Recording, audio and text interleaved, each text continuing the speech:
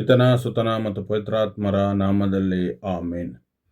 ದೇವರು ಈ ಸಮಯದಲ್ಲಿ ಎಲ್ಲರನ್ನೂ ಆಶೀರ್ವದಿಸಿ ಕಾಪಾಡಲಿ. ದಾವೀದನು ಪ್ರತಿದಿನವೂ ದೇವರಿಗೆ ಸ್ತೋತ್ರವನ್ನು ಮಾಡುವಾಗ ಮೊದಲು ಹೇಳುವ ಕೆಲವು ಮಾತುಗಳನ್ನು ನಾವು ನೆನೆಸಿಕೊಂಡು ಪ್ರಾರ್ಥಿಸಬೇಕು. ಏಕೆಂದರೆ ಮನುಷ್ಯನಿಗೆ ಇರುವ ಎರಡು ಸಮಸ್ಯೆಗಳಿಗೆ ಉತ್ತರ ಅಲ್ಲೇ ಇದೆ ಎಂಬುದಾಗಿ ನಾವು ತಿಳಿದುಕೊಳ್ಳಬೇಕು. ಕೀರ್ತನೆ ಬರೆದ ಪುಸ್ತಕ 103ನೇ ಅಧ್ಯಾಯ 3ನೇ ವಚನವಾಗಿದೆ. ಈ ವಾಕ್ಯವು ಈ ರೀತಿಯಾಗಿ ನಮಗೆ ಹೇಳುತ್ತದೆ: ಮನ್ನಿಸುವಾತನು ನನ್ನ ದೋಷಗಳನ್ನು, ವಾಸಿ ಮಾಡುವನು ನನ್ನ ರೋಗಗಳನ್ನು ಎಂಬುದಾಗಿ. ದಾವೀದನು ಈ ಕೀರ್ತನೆಯನ್ನು ದೇವರಿಗೆ ಸ್ತೋತ್ರ ಮಾಡುವಾಗ ಪ್ರತಿ ಸಾರಿಯೂ ಈ ಕೀರ್ತನೆಯನ್ನು ಹೇಳುತ್ತಿದ್ದನು ಎಂಬುದಾಗಿ ನಾವು ತಿಳಿದುಕೊಳ್ಳಬೇಕು. ಮೊದಲನೇದಾಗಿ, ದೇವರು ನಮ್ಮ ಆತ್ಮವನ್ನು ಗುಣಪಡಿಸುವವರಾಗಿದ್ದಾರೆ.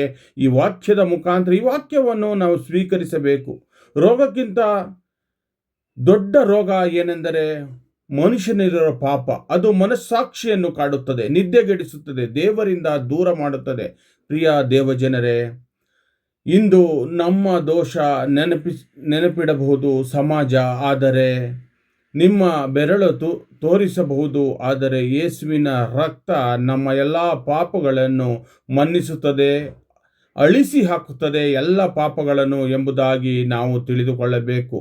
ದೇವರು ನಮಗೆ ಅನೇಕ ಬಾರಿ ಕ್ಷಮೆಯನ್ನು ಕೊಟ್ಟಿದ್ದಾರೆ. ನಾವು ಅನೇಕ ಬಾರಿ ಎಷ್ಟೇ ತಪ್ಪು ಮಾಡಿದರೂ ಕೂಡ ದೇವರು ನಮಗೆ ಕ್ಷಮೆಯನ್ನು ಕೊಟ್ಟಿದ್ದಾರೆ.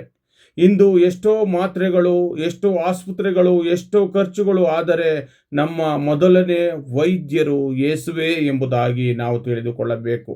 ಏಕೆಂದರೆ ದೇವರು ಅಂದೇ ಹೇಳಿದ್ದ, ಯಾಶಾಯನು ಬರೆದ ಪುಸ್ತಕದಲ್ಲಿ ಹೇಳಿದ್ದಾರೆ, ಆತನ ಗಾಯಗಳಿಂದ ನಾನು ಗುಣಮುಖನಾದೆನು ಎಂಬುದಾಗಿ. ಅದೇ ರೀತಿಯಾಗಿ ದೇವರು ನಮಗಾಗಿ ಪ್ರತಿ ಕ್ಷಣವೂ ನಮ್ಮನ್ನು ವಾಸಿ ಮಾಡುವವರಾಗಿದ್ದಾರೆ ಎಂಬುದಾಗಿ ನಾವು ತಿಳಿದುಕೊಂಡು ಪ್ರಾರ್ಥಿಸೋಣ. ಆಮೆನ್.